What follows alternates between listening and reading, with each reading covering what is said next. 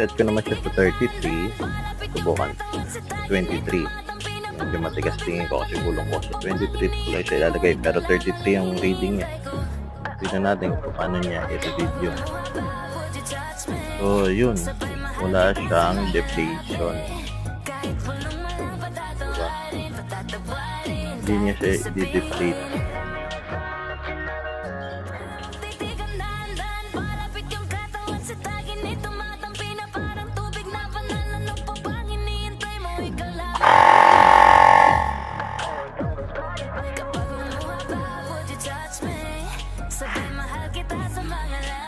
No, wala siyang pan-deflate. No, at least, ayan.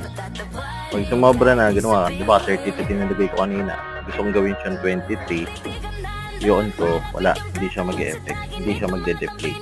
So, ayun. At least, alam na natin. Sa Basic Gadget,